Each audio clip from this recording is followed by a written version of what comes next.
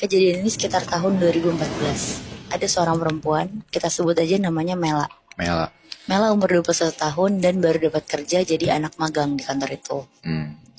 Jadi kantornya itu tuh berbentuk rumah tingkat, tapi bangunannya agak tua. Kayak kantor-kantor rumah sewa gitu, Moebi. Kebayangkan? Iya. Nah, hari pertama Mela masuk ke kantor itu, Mela seneng banget. Karena dia kan masih kuliah ya. Jadi bener-bener baru pertama kali ngerasain kerja beneran. Walaupun ya emang cuma magang sih. Pas dia masuk, dia ketemu sama HRD-nya. Ngobrol-ngobrol, tanda tangan kontrak, dan langsung dikasih tahu ruangan kerjanya tuh di lantai 2. Jadi Mela ini tuh posisinya di sini jadi copywriter. Dia seruangan sama anak-anak magang lainnya. Terus sekitar jam 12 pas lagi makan siang, Mela makan di luar sama anak-anak magang lainnya. Namanya Novi sama Rizky. Pas lagi makan siang ya biasalah ngobrolin tentang bos-bos di kantor yang galak. Sama ada beberapa tentang kerjaan juga. Tapi tiba-tiba obrolannya tuh berubah. Jadi kayak Novi sama Rizky tuh ngerasa kalau kantor katanya tuh serem. Karena waktu itu pas leadernya mereka, namanya Mas Vio, lagi lembur. Mas Vio tuh kayak diganggu sama suara-suara sendok jatuh gitu loh. Terus katanya OB kantor mereka juga sering ngeliat penampakan di kantornya. Mela yang asik sama makanannya tiba-tiba mendadak nyimak cerita mereka kan. Terus Mela tuh bilang, demi apa kok serem banget. Tapi ya sebenarnya Novi sama Rizky juga gak percaya-percaya banget. Karena kan bukan mereka yang ngalamin kan. Akhirnya mereka balik lagi ke kantor. Terus lanjut kerja sampai jam 6 sore. Pas udah mau pulang sebelum beresin tas, Mela bilang ke Novi sama Rizky kalau dia tuh mau ke toilet. Pas udah di depan toilet lantai 2, ternyata ada orangnya. Karena Mela juga udah kebelet banget, akhirnya dia tuh lari ke bawah, ke arah pantry. Jadi kalau ke bawah ke lantai 1 tuh pas turun tangga langsung belok kiri. Nah di bawah tangga persis tuh ada toilet. Dan kebetulan di bawah itu tuh udah gak ada orang sama sekali dan lampunya tuh udah mati. Jadi dengan perasaan takutnya si Mela ini, dia tuh gak beraniin diri dia ke toilet ya. Nah jadinya di bawah tangga itu tuh ada 2 pintu hadap-hadapan. Karena gak ada sign toiletnya, jadinya dengan buru-buru Mela tuh coba buka dua-duanya. Pas Mela ngetok-ngetok dan buka gagang pintu ruangan yang satu, di situ Mela kaget banget. Karena tiba-tiba Mela dengar suara ketokan pintu dari dalam. Terus di situ Mela bilang, sorry. Karena di situ dia mikir ada orang kan di dalamnya. Tapi ini posisinya si Mela belum buka pintunya? Belum, baru ngetok-ngetok Mela. Terus mau buka gagang pintunya mau. Akhirnya dia tuh buka pintu yang satunya kan yang di seberangnya. Pas dia ketok terus buka, kebuka nih, bener itu toilet. Akhirnya Mela buang air kecil. Habis itu dia langsung naik ke atas buat siap-siap pulang. Terus Mela bilang ke Novi sama Rizky, toilet lantai 1 tuh ada 2 ya seberang-seberangan. Novi sama Rizky tuh bingung dengernya. Terus bilang ke Mela, cuma 1 Mel. Soalnya tadi pas gue ketok pintu yang 1 tuh ada yang ngetok balik dari dalam. Ngedenger itu Novi sama Rizky tuh malah nakut-nakutin Mela. Terus bilang, ayo siapa tuh? Jangan-jangan penunggu kantor ini. Mana lagi maghrib Mel. Tapi udahlah gak usah dipikirin, perasaan lo aja paling. Akhirnya Mela gak mau mikirin itu kan. Karena ya dia mikir juga, mungkin dia salah denger kan. Akhirnya mereka bertiga pulang sendiri-sendiri ke rumah. Besok paginya Mela tuh mau datang ke kantor lebih pagi. Karena rumahnya dia tuh kan di Bekasi. Nah ke kantor yang di Kemang ini kan jauh banget ya. Karena kantornya juga masuk jam 8. Akhirnya dia naik kereta pertama jam 5 pagi. Sampai di kantor sekitar jam 6:30. Mela langsung duduk di meja kantornya di lantai 2. Tapi karena dia bosen juga nunggu yang lain belum datang, akhirnya dia ke pantry nyeduh teh hangat di lantai 1. Ini 6:30 pagi udah rame kantornya? Belum belum ada yang datang bahkan. Nah pas Mela lagi ngaduk gula, Mela tuh dengar kayak ada suara ketokan pintu. Mela berusaha dengar untuk memperjelaskan. Pas dia lagi nyari sumber suaranya, gak taunya suaranya tuh ada dari dalam pintu seberang toilet dia kemarin. Karena kebetulan lokasi pantry tuh dekat sama toilet lantai 1. Mela nengok kanan kiri, berusaha nyari orang yang udah datang ke kantor, tapi tuh belum ada siapa-siapa. Dia berusaha manggil OB kantornya, namanya Mas Andre. Mas Andre, tapi gak ada juga. Akhirnya Mela berusaha beraniin diri untuk ke dekat pintu itu. Ini berarti sumber suaranya tuh dari ruangan yang pas si Mela ketok-ketok dibalas dari dalamnya gitu ya? Iya bener Bi. Oke. Terus. Akhirnya Mela berusaha beraniin diri kan buat ke dekat pintu itu. Dia jalan pelan-pelan, dia megang-gagang pintunya, dibuka lah sama dia. Ternyata pintunya tuh gak kekunci Bi. Mela bisa masuk ke dalam situ. Pas Mela masuk, Mela batuk-batuk karena nyium kayak bau ruangan yang gak pernah dibuka, yang isinya tuh full debu semua gitu loh.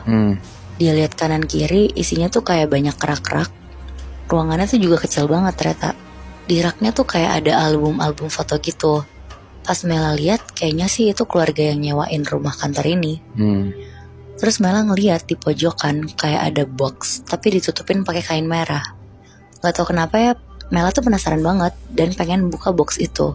Akhirnya Mela deketin box itu. Dia buka kain merahnya, terus dia buka box ya.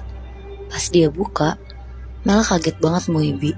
Di dalam box itu ada satu pasang bola mata manusia. Sama ada jari manis manusia yang masih ada cincin di jarinya. Anjing. Shit. Ngeliat itu Mela langsung lari dari ruangan itu. Dia buru-buru nutup boxnya dan langsung naik ke lantai 2. Nah kebetulan Novi sama Rizky tuh udah ada di ruangan mereka. Mereka nanyain Mela kenapa Mela kayak orang ketakutan kayak gitu. Tapi Mela jawab, gak apa-apa tadi habis nyeduh teh aja. Mela tuh di situ mau banget Muibi nanya ke mereka atau bahkan ke atasan mereka buat mastiin itu tuh ruangan apa dan kenapa ada bola mata bahkan jari di box itu. Tapi Mela takut dimarahin karena dia tuh anak baru kan. Jatuhnya dia lancang gak sih kalau kayak main masuk terus buka-buka box itu. Ya benar. Akhirnya Mela diem aja dan berusaha fokus kerja.